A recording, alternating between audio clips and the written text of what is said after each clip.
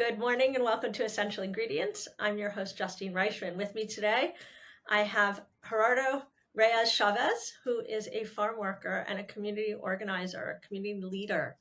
And I'm really pleased to have you here. Welcome, Gerardo. Thank you very much, Justin, for the invitation. Really excited to be here too. Likewise. So, Gerardo, if you would, could you let everybody know a little bit about you as a farmer? What does that mean? And let's just start there. So, you as a farmer, if you would. I have been a farm worker since I was a kid, first in Mexico, in the state of Zacatecas. That's where I'm from. And then as working in the fields here in Southwest Florida in the community of Immokalee. The tomato industry is one of the biggest employer with companies based here in Florida with production up and down the East Coast. And working here in the fields, um, you realize that there's a lot of lies that people talk about when they refer to working as a farm worker in the United States. So when I first arrived, my first 2 weeks of work, the boss didn't pay us. We asked for some money, $20 after working almost 2 weeks, so that we could buy utensils and some basic staples to cook our food because we were getting sick with the food that was being sold by a relative. I think it was a sister-in-law of the crew leader. Um, and when we talked with him, he got upset because we asked for $20, even though we had already worked. He owed us that money. Um, so he got offended and said that he didn't have to give us any money or anything. And I told him, that was not an honorable thing because where I come from, and he was also from Zacatecas, um, people that are considered good bosses take care of their workers and actually encourage you to take with you for your family whatever it is that you need, so that you are not having to buy what you are producing already. And I told him that he was failing to honor those traditions that we came with. And so we got kicked out of the trailer, the mobile home. Um, he didn't pay us. So in the same week, we were moneyless, jobless, homeless, and we didn't know anyone. That was my welcoming to U.S. agriculture. That's awful. I'm so sorry to hear that. That's so I'm curious. So culturally, you both come from the same place, so you have the same values, you would imagine. Did your experience here did it shape or change the way that you think about it? That maybe, we come to the US and we lose our values, or it changes, or the values in the US are different? No, I think that in U.S. agriculture, that's a um, very common thing that happens very often. Because if you think about it, the agricultural industry has always been a place of work where many of the abuses that we think of in other industries are happening here, but it's kind of like a bigger compilation of abuses. It's almost as if the humanity of workers is not even considered in many situations, and the reason why I'm part of the coalition of Immokalee workers, which is the organization that I've been working with for the past 25 years, since I arrived working in the fields, participating in everything they did. It's because I met in that desperate search for work. I was telling you that we didn't have a job, we didn't know anyone. So we met with this crew leader from the orange production. They are called chiveros because of the. Um, it's kind of like a truck with a scissor-like box that empties all the oranges to be taken to the factory. So this chivero was the connection between workers who escaped case of modern day slavery and the coalition of Immokalee workers. So we ended up meeting him in this desperate search for work, and he connected us with these workers that were coming back at that time from Chicago to work with him. That was a year after, or earlier that year, their case was prosecuted, and we became roommates. So they introduced me to the coalition of Immokalee workers, share their stories, we share our stories, and then I started to get involved because of that. When you joined the coalition initially, what were you most hopeful for, both for yourself as well as for the community as a whole? As in, what changes could you help make and what resources could they provide to help you create this change so others would not come into the US and have these similar experiences or even live here and have these experiences? Um, yeah, well, I got involved, started to go to the meetings that the coalition do every Wednesday during the season, which here in this part of Florida or in Florida goes from October to May or June, depending on the company. And then following the season to different states, that's what most people do. So when I was participating with the coalition, they were organizing a march.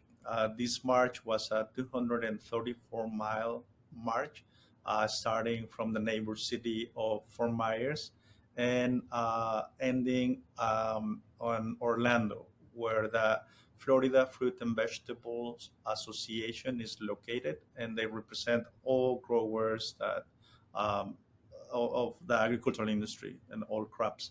So when I got involved, I got to meet many of my friends, and I became a marshal, helping keep. What does that mean? What does a marshal mean in that community?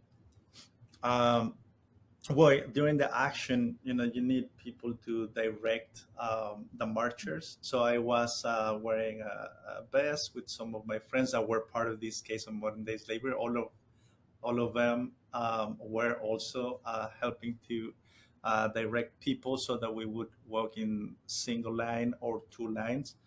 In fact, the first words that I started to uh, use in English were single file, please.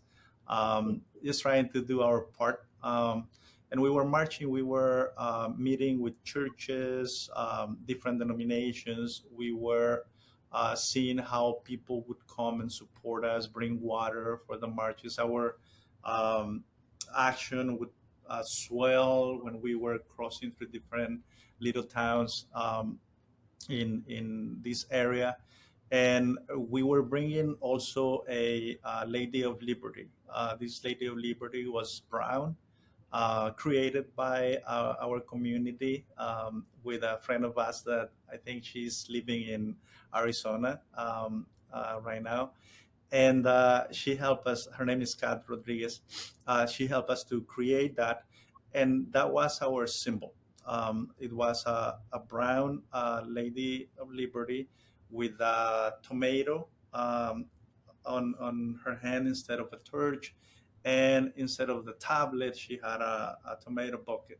The inscription at the bottom, at the base where she was standing, said, "I too am America," or I, in reference to the movement in the '60s when um, the African American community was, stating, "I am a man." I think that was the statement that was written in many of the signs because of the fact that their humanity was not even being recognized. So we brought our own symbol, and that statue is now sitting at the Smithsonian in Washington D.C. In case you traveled there at some point and went to visit it.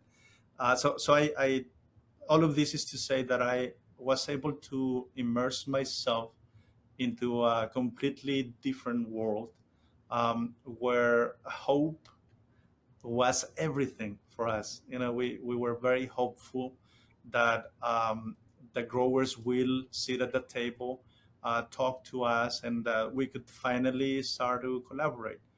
But at the end, they just closed the doors, gave the day off to everyone, and we realized that our struggle needed to continue and that we needed to change tactics actually.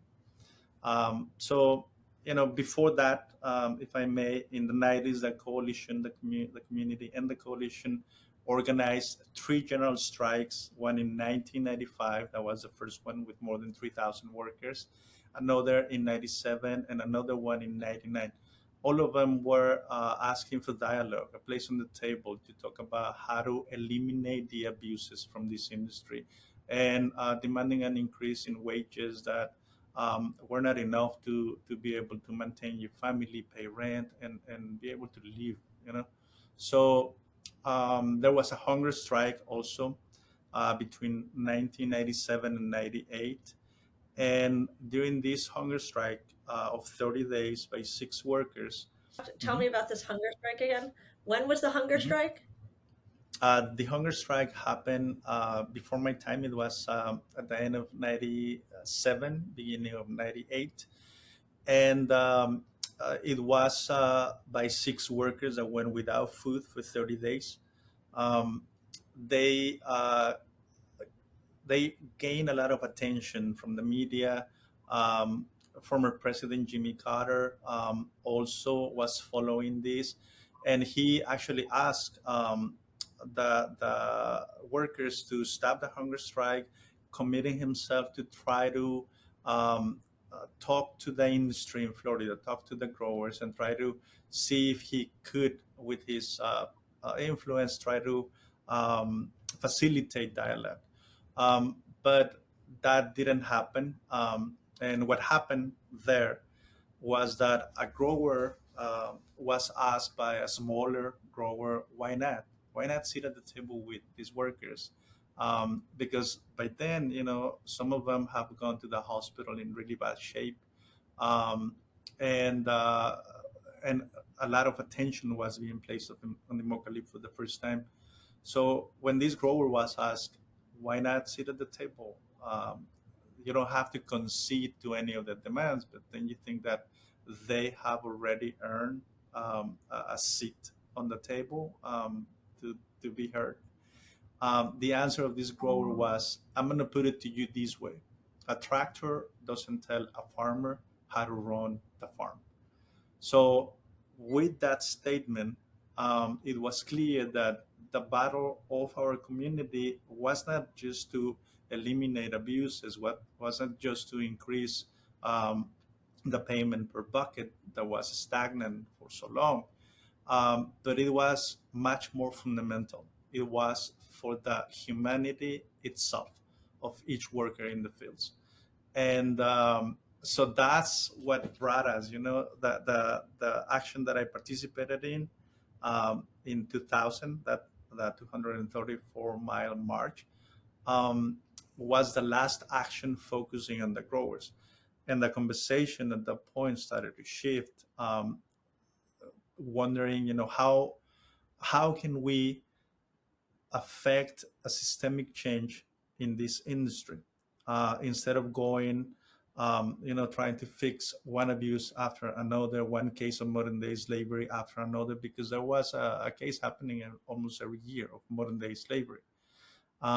So in that moment, we started to analyze the market.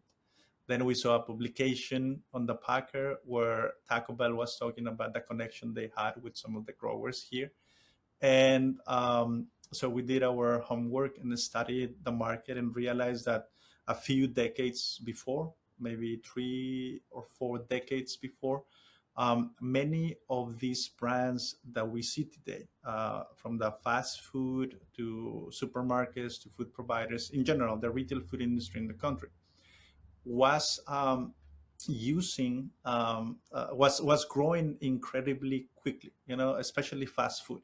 There were ideas in some regions of the country, they became very popular and they started to spread. And with that, something that the retail food industry call the power of the purchasing order was growing to a point in which they determine prices, quality, size of the tomato, state of maturity.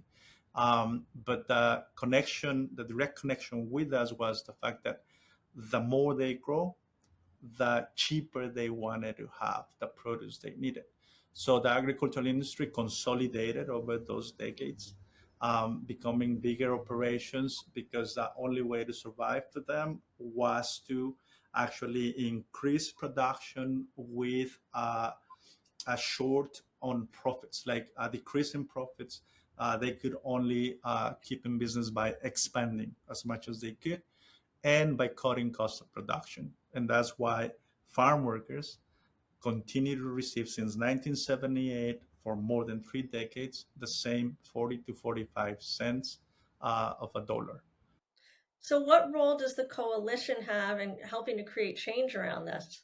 What we as a community, um, when we made that connection and that analysis, we thought that Taco Bell would be our partner, that they would want to know that what was going on in their own supply chain, and that they would want to see change, just like we did by using their market power. But we were naive. That was our first campaign. We sent letters asking them to sit at the table, sharing with them some of the cases of modern day slavery that had happened, and bringing a question. If the question was if they could guarantee that there was no modern day slavery in the tomatoes they were using. And with that, we were not saying that they were enslaving workers in these cases of modern day slavery, but we were asking them to guarantee to their consumers that Hmm. the tomatoes they were using were not tainted by it. And they couldn't because they never pay attention. The only way to do that was by working with the community. So Right. we crafted our demands. One of them was to pay a penny more per pound that would go directly to workers. And the other one was zero tolerance for modern day slavery, which means they would be willing to cut purchases immediately if there was a case of modern day slavery in any of the operations where they were buying from in Florida. And the third one, the creation of a code of conduct that would be crafted by us as workers, and a seat on the table so that we could ensure that whatever would go into that code of conduct, we would be monitoring that was happening in the fields, and with a legally binding agreement. So we realized that we needed to start a campaign because they didn't respond favorably to any of these. They denied that they had responsibility. And from there, we started a boycott of Taco Bell, a national boycott. The boycott of Taco Bell lasted 4 years. In 2005, its parent company, John Brands in Louisville, Kentucky, signed onto the program. And not too far from that moment, the rest of Young Brands, which includes Pizza Hut, Taco Bell, Long John Silver, um, and they were the largest conglomerate of fast food in the world. They also included that program more in a symbolic way because pizza doesn't use much fresh tomatoes, um, but nonetheless, all Young Brands embraced the program in 2005.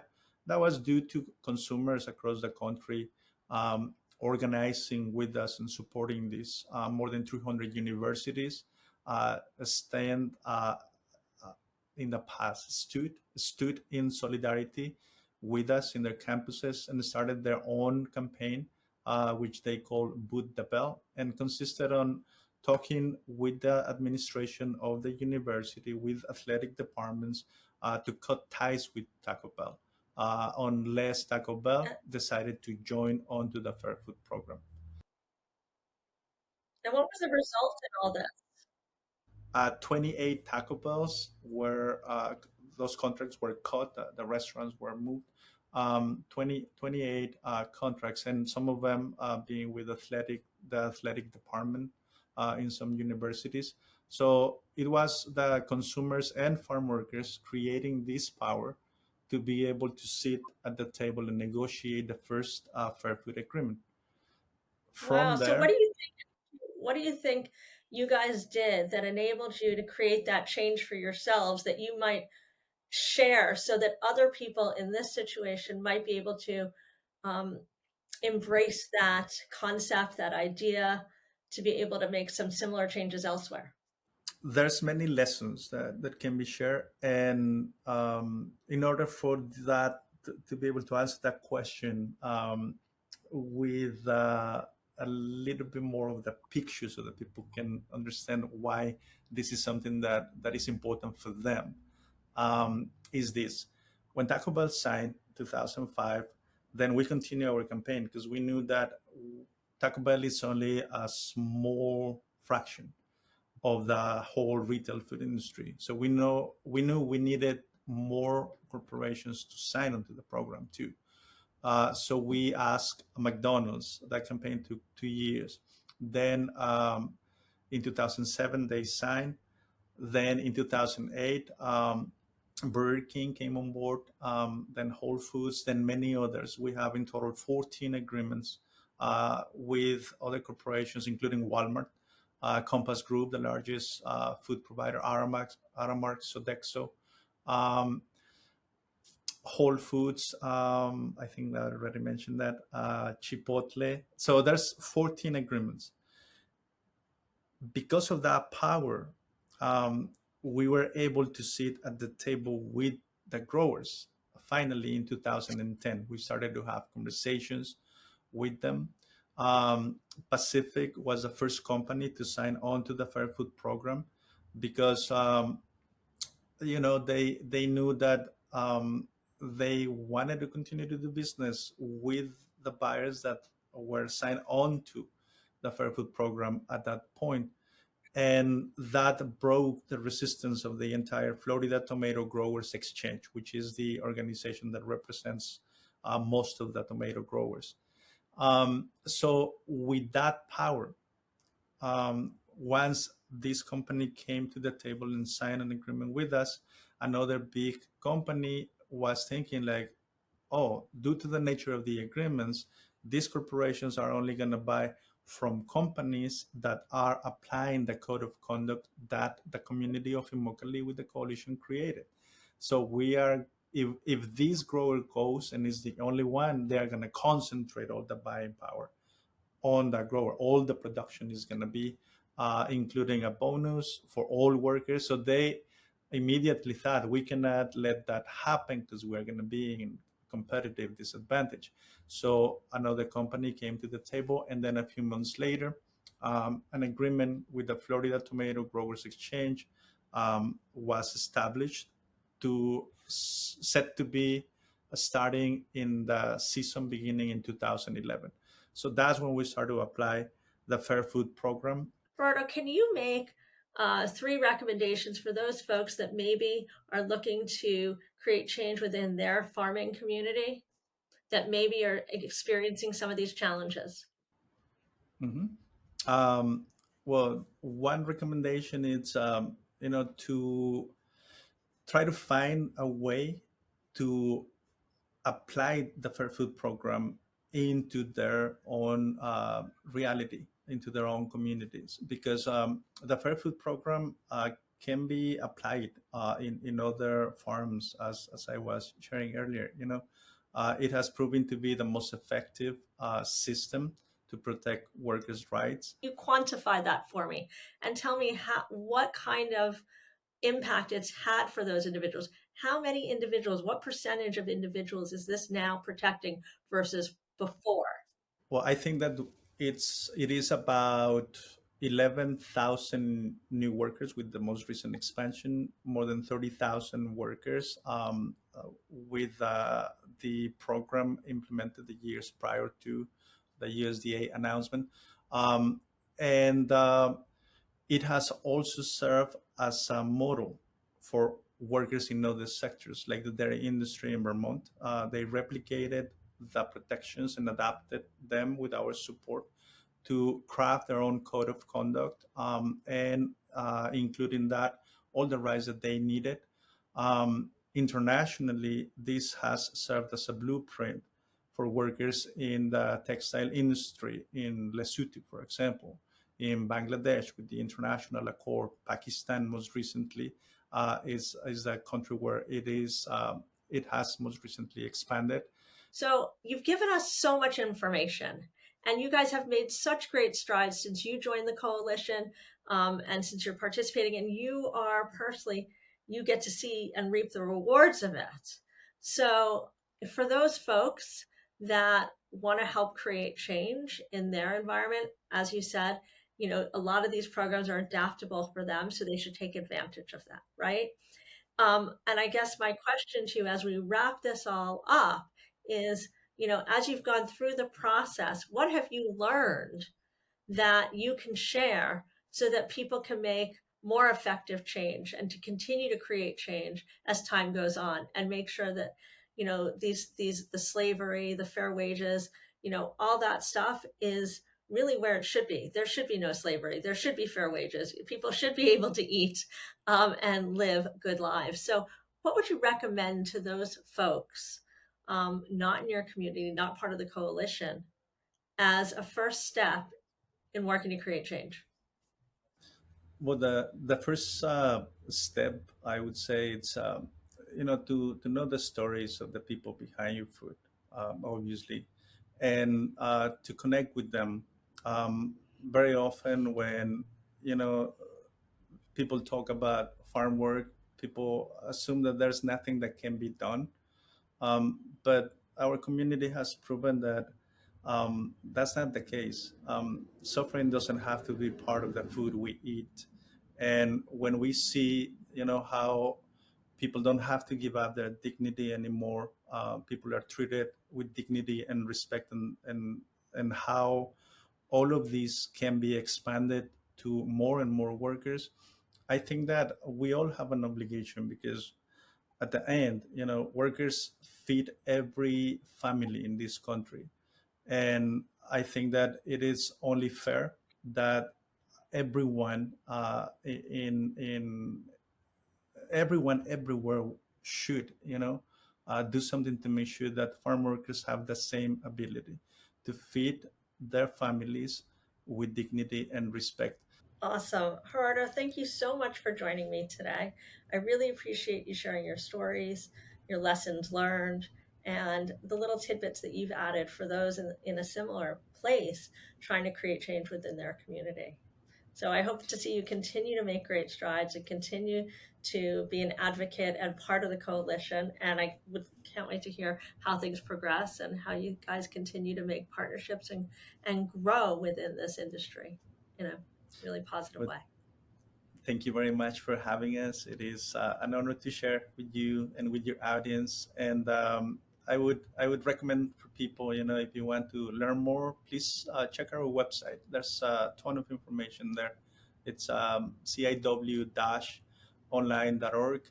And if you can support in any way, you can stand with us. That's another way of supporting. Stand with us when we do the calls to action. In regards to the campaign for fair food, because we're asking still corporations like Wendy's, Kroger, to join onto the program. And you can also become a sustainer of these efforts. And all of that information is right there, very accessible. So thank you so much for having us. Thank you.